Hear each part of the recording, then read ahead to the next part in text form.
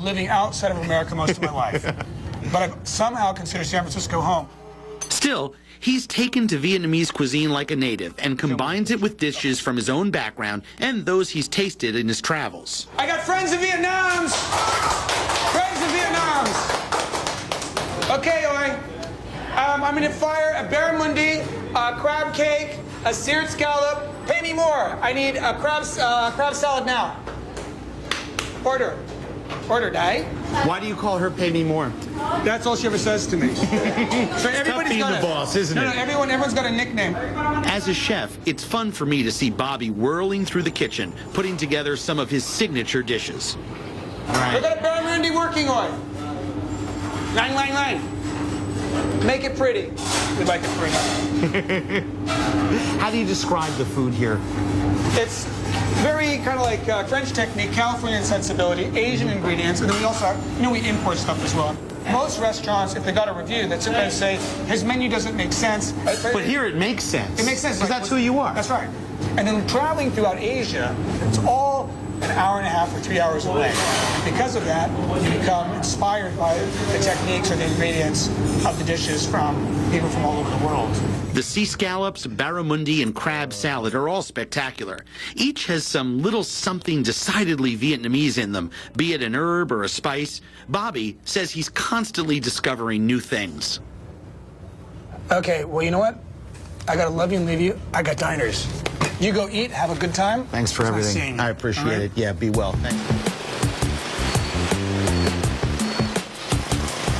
The city of Hanoi is a foodie mecca, offering everything from one-dish restaurants to something more on the wild side.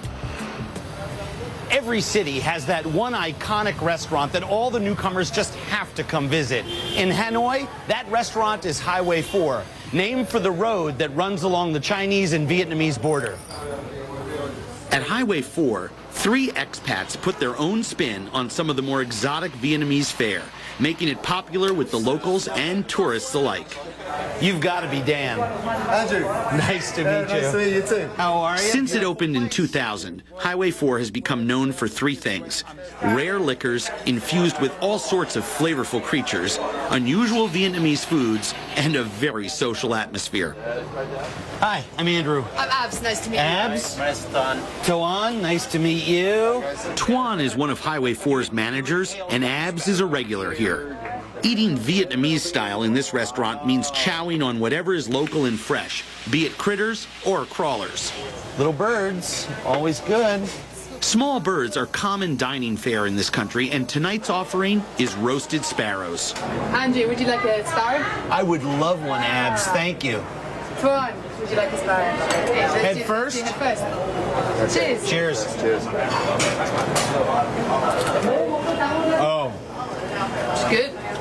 Oh, this is beautiful. It tastes like roasted squab or duck. It's just wonderful. The whole roasted sparrows are delicious, but when it comes to the scorpions, not everyone is so sure. Scorpions are a pretty growing popular dish in Vietnam. So if you'd like to jump in, there's no poison left in there. You seem skeptical. I don't know. I think it's the whole looking like an insect thing. You can't really hide from that. Oh yeah, there's that. Well, I'm gonna trust you and start with the stinger first. Good. Yeah, that's some good scorpion. So that's one of the great things you got with scorpions is you've got the crunch of the pincers, then you've got a nice more it's a marshmallowy taste from the abdomen. So you've got a fair bit of texture within one creature as well. I'm worried about the eyes. I can see the eyes. Oh, don't be worried. They can't see you. They're dead. Okay, 1, 2, 3. Oh, he's done probably. Not bad, right?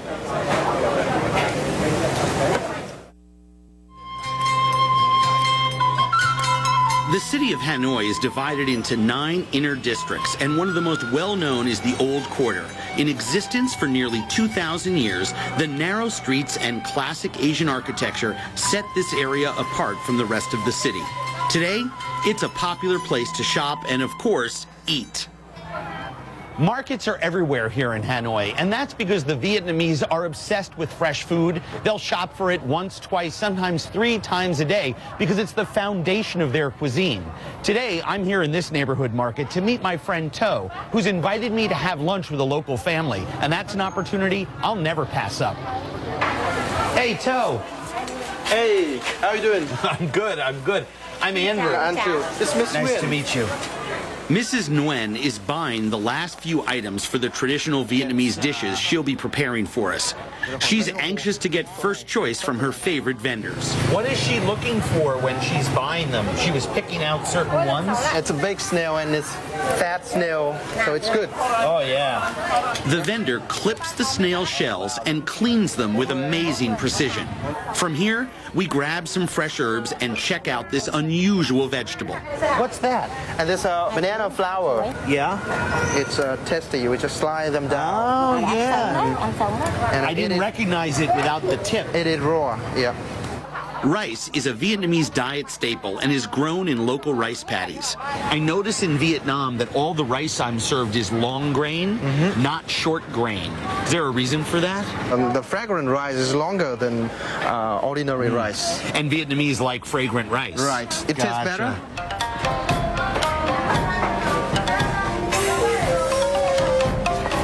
Like many typical Vietnamese families, Mrs. Nguyen lives with her son, his wife, and their 2 kids, as well as another granddaughter.